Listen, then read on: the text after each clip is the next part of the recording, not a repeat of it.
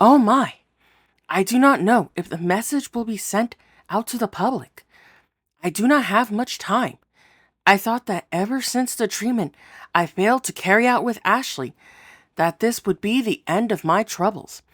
After the end of those sessions, I truly felt the boredom begin to overtake my being.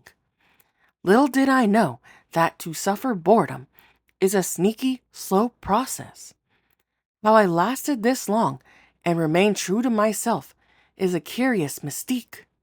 My other journalist self is convinced that she battles with monsters regularly, but knowing myself, she may also be behaving overdramatically as a business move.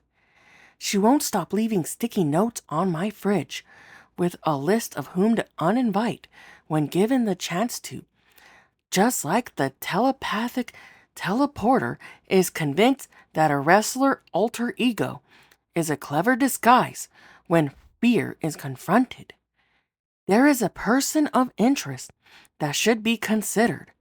Admittingly, I was too young to fully comprehend the impact of the event, but it is very interesting that Washington is a hot spot full of tragedies. It could be Twin Peaks, Seattle, or Lakewood, but there is a great possibility that the arson shortly after the deadliest massacre at the time caused a shock epidemic. I have witnessed how the effect of the shock can occur in plenty of individuals. The suffering comes in 3 stages: shock, stress, and trauma. Boredom used to be called by many names until we learned about the true effects it has had affected throughout treatment. At one point, boredom used to be called escapism and was once listed as a cure for the effects of trauma. It may be possible that an over reliance on boredom may have inadvertently caused a greater illness than its predecessor.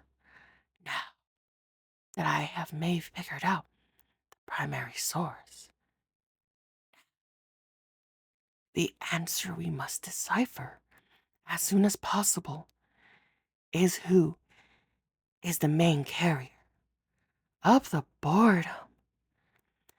Once we figure out the identity of the main carrier of the boredom, we must determine the motive, and then we can prevent any more victims to the boredom.